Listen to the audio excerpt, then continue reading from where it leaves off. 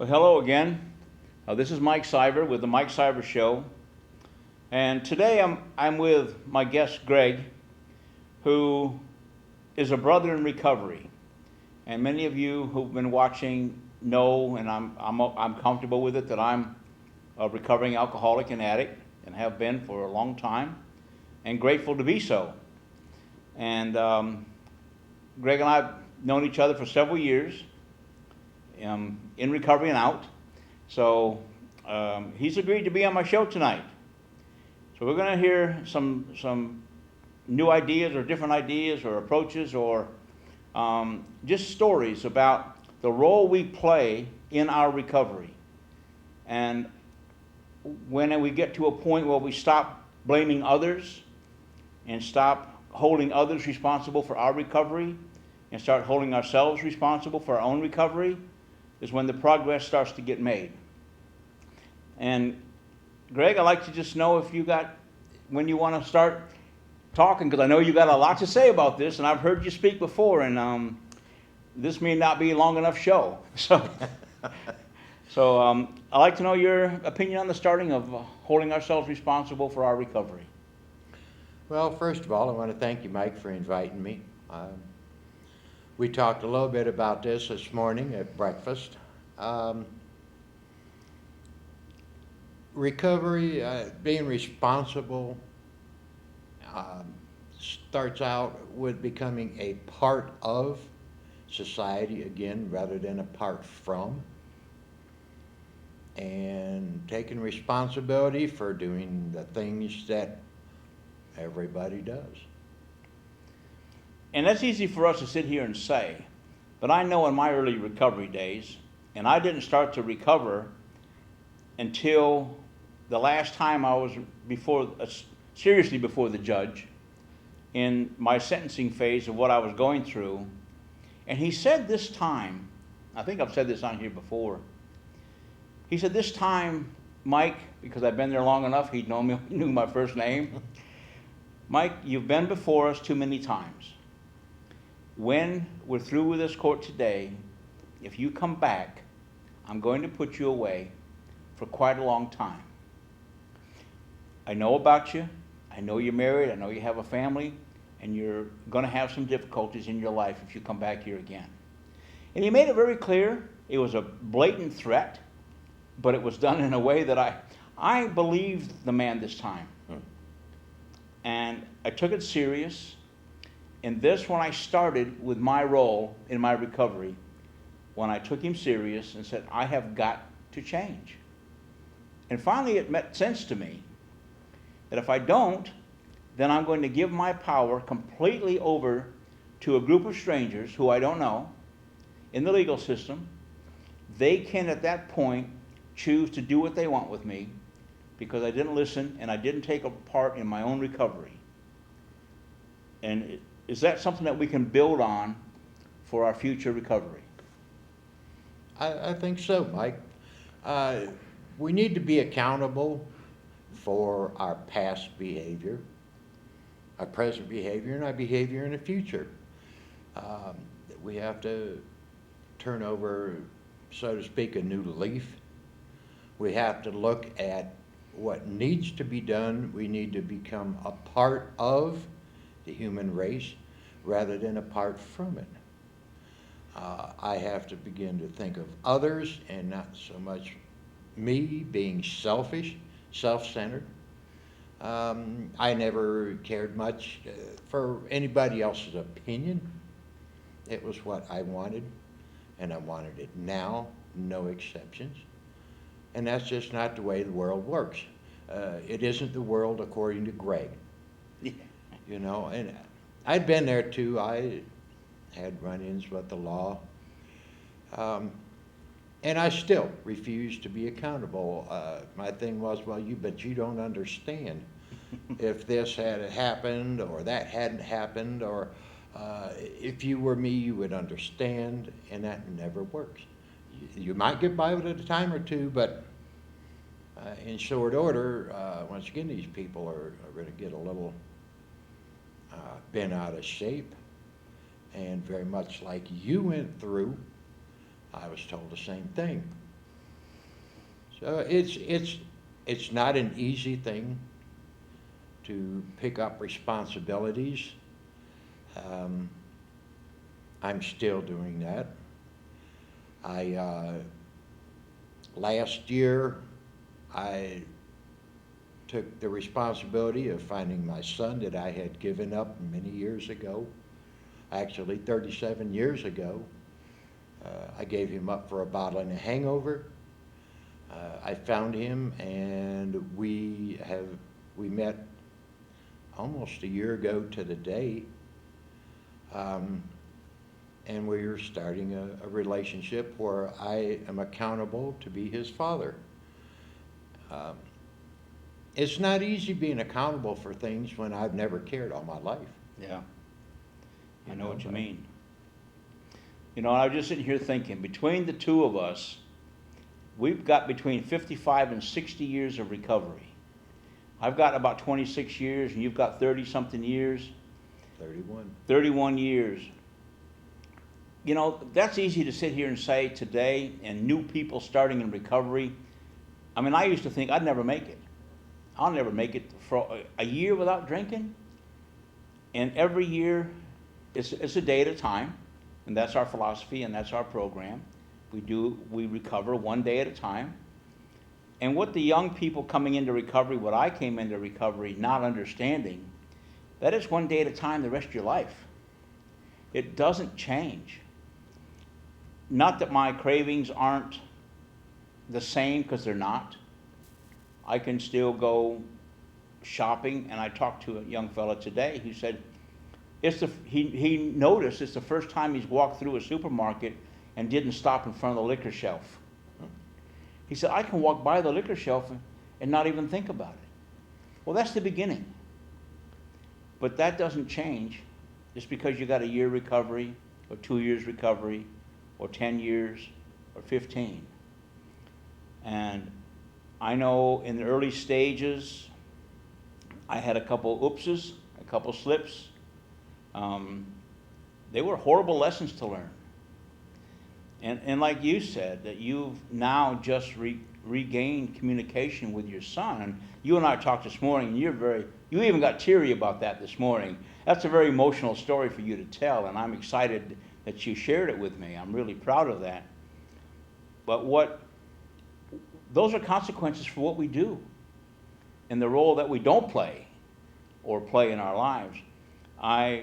Most of the people that watch the show know I've got 3 children, 2 boys and a girl. The 2 boys to this day, because of my actions or my absenteeism emotionally, my not being around as a father should be, the 2 boys don't talk to me. They're in their 40s today. They don't talk to me.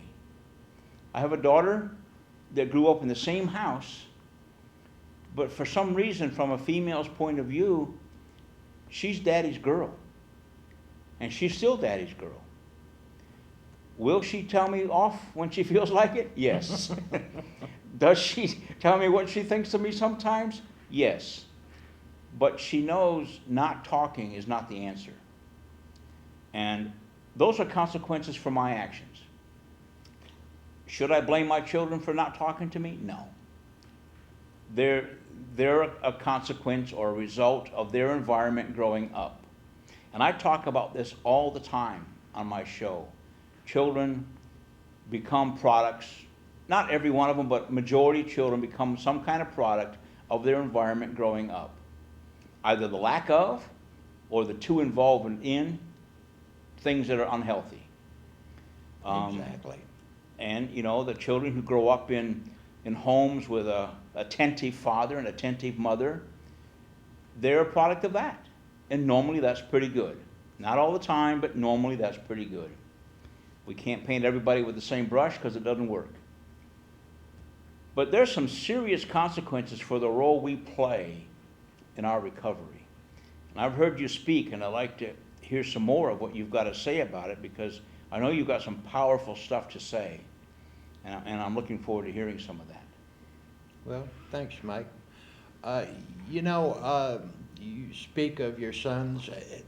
They went into a survival mode Yeah. when things failed, and they basically give up on you, and I've been here.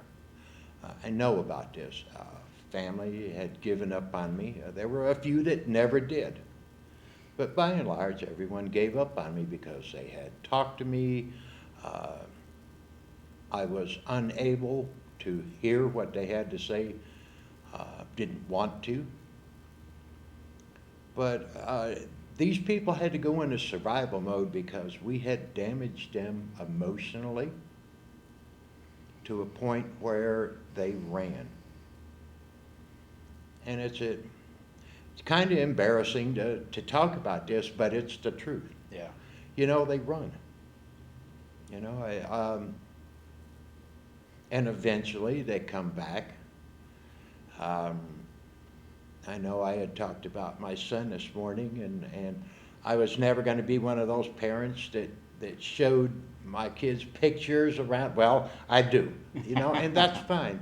I sent a text to him this morning after I got back from our meeting, and I said, "Oh, yeah, you're going to be in the movies and make a big star out of me." And he texted back, "You go for it. You got the limelight. Go for it, Dad." Yeah. When I did see my son, he said it doesn't matter what the past is; it's what we do from this day forward. And that was more than I could ever hope for.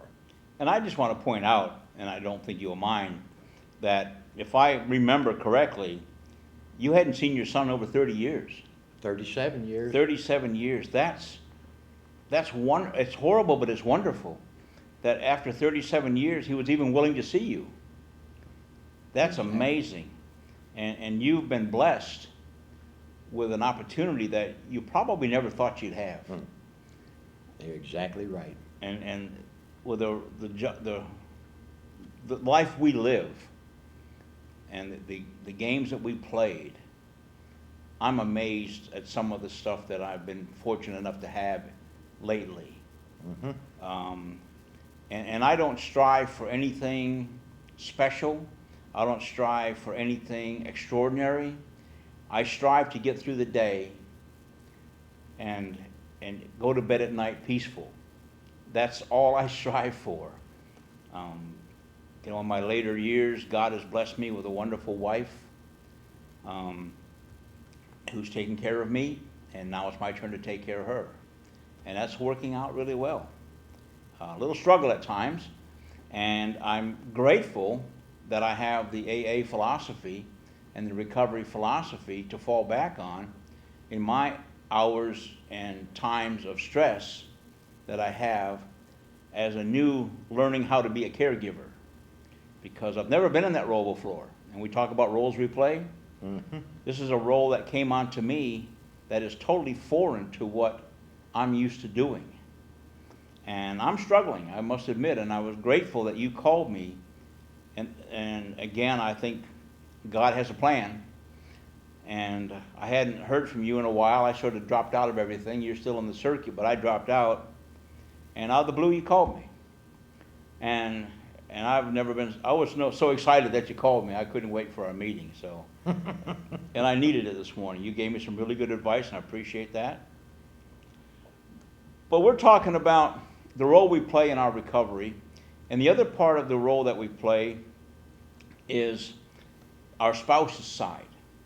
The people that love us, that try hard, that we hurt, but they try to help us. They listen to us. They tolerate us. They tolerate Exactly. us until they've had enough. Mm-hmm. And then we don't understand, because we don't want to understand.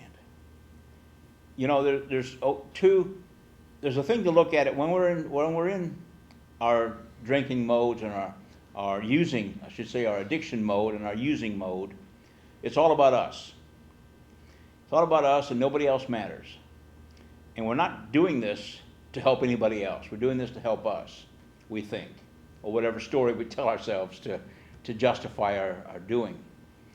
When we get into recovery, we learn it's still all about us, but it's about us to help other people. So that it's always about us in both cases, but with different results. And I was so amazed when I figured that out.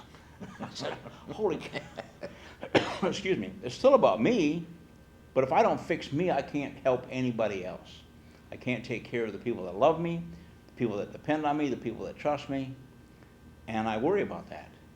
And today I don't think I have all the answers, but I have some beginnings of a lot of the answers. And I know you've been down that same road.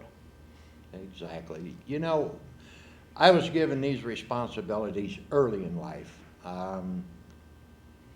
And I chose not to take them because, once again, being selfish and self-centered, I chose to do things for myself. I was never wrong. I had all the answers. Now, what's the questions? My ego was as big as a battleship, and I really didn't care about anything else except me. And that's changed. Now I have a responsibility, and it's a good thing. It's a good feeling to have these responsibilities put on me again and do it right. I was told early in my program, keep doing it until you get it right. Yeah. And that's exactly the way it's been.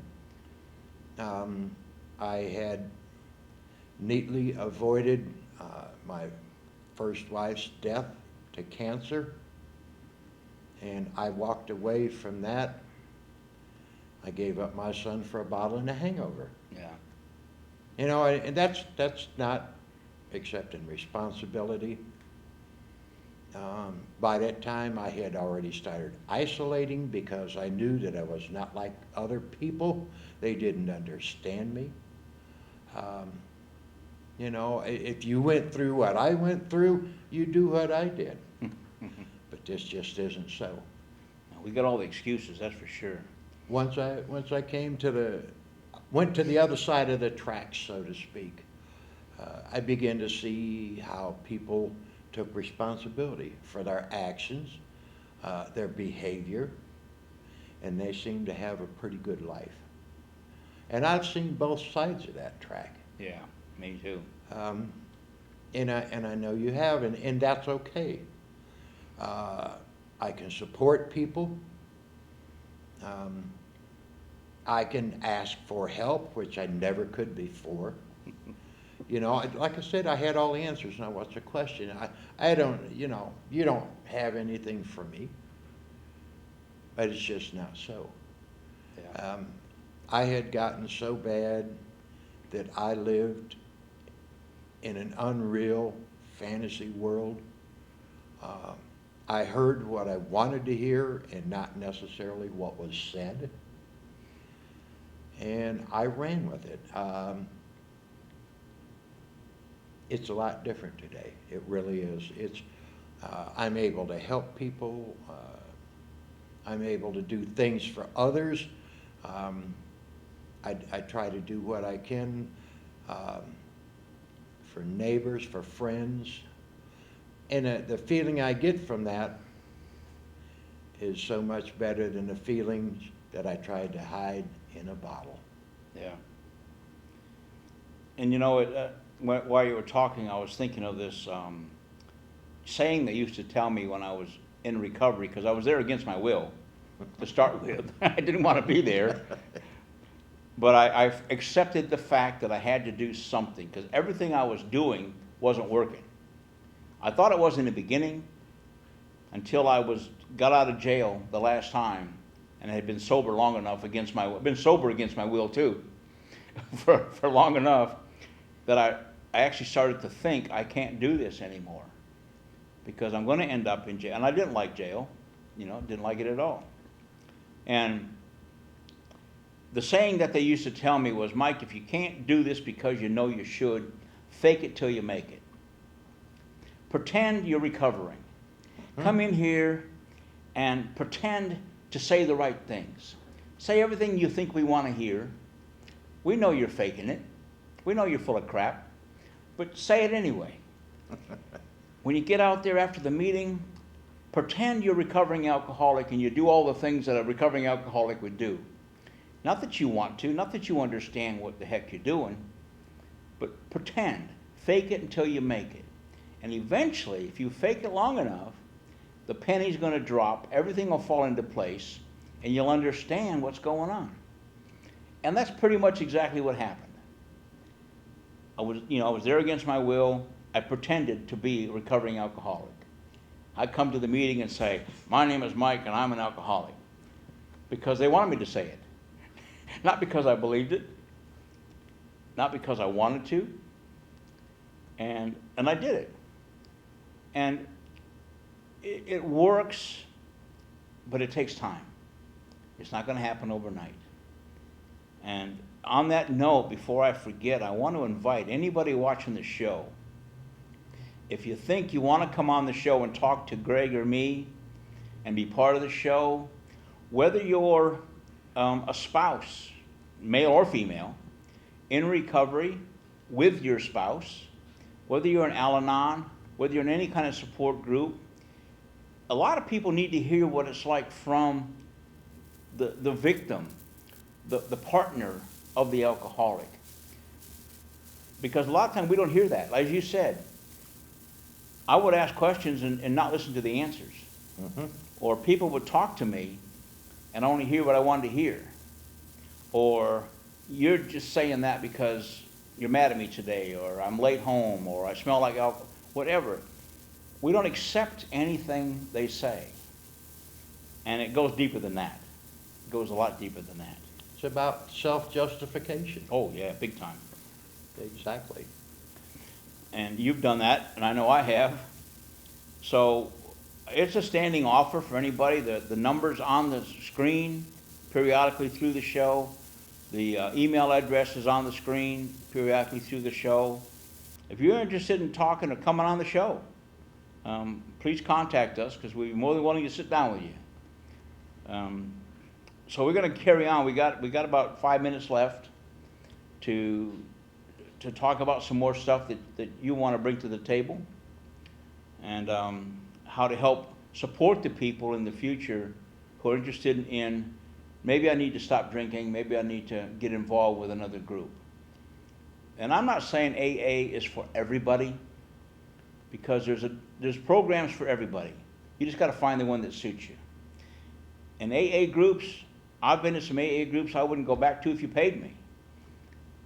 I've been to some wonderful AA. We belonged to a wonderful AA group up until lately, when a couple of the members died in the group. That was one of the best groups I'd ever been in. And we used to joke about it. We'd sit around and count the people there. It was like 250 years of recovery just in that small group of people.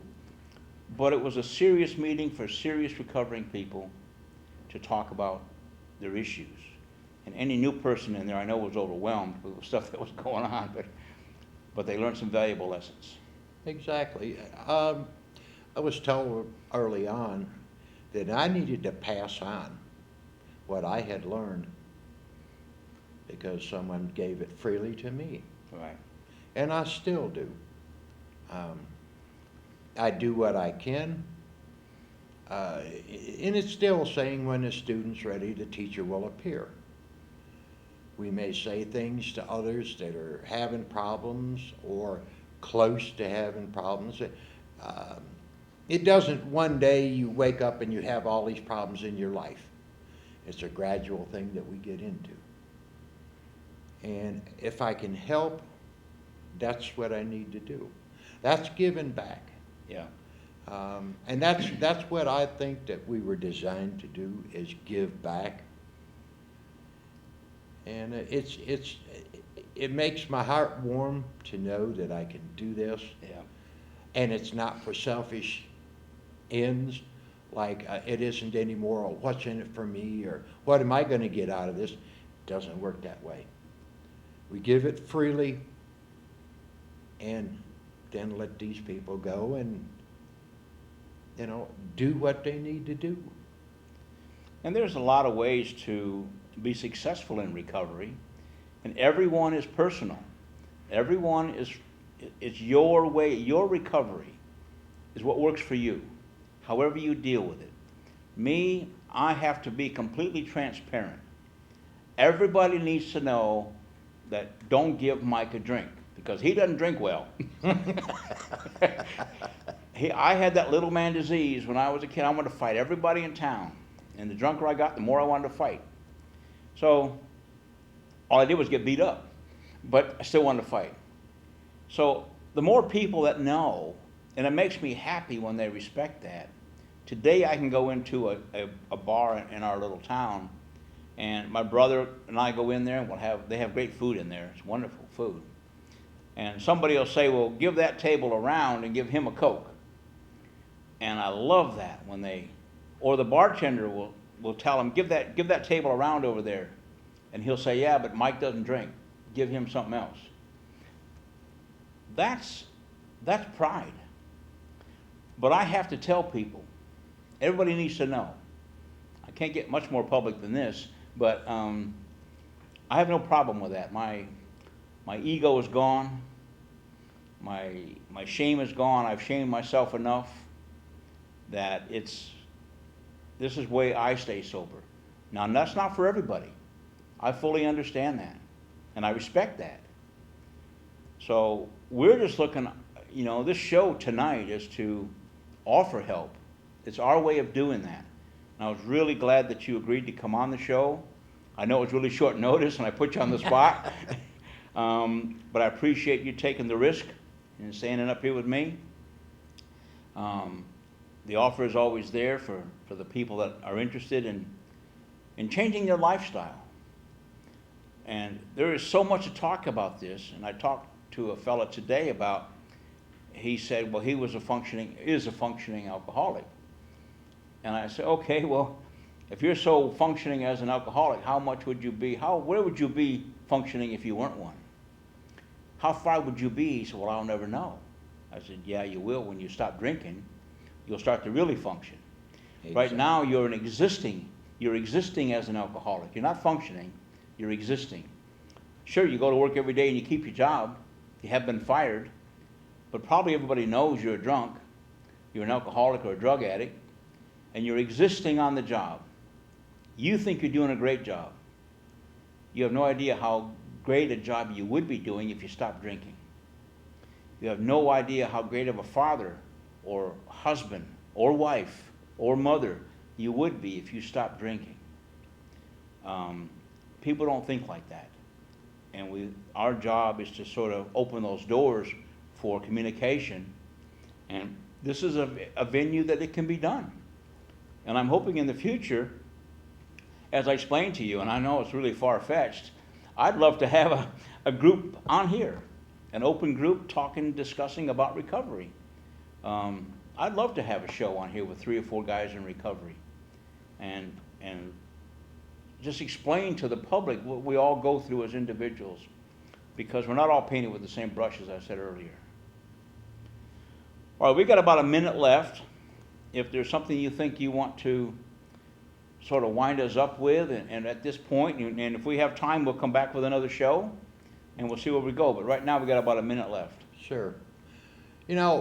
We keep doing the same thing, expecting different results, and that never works.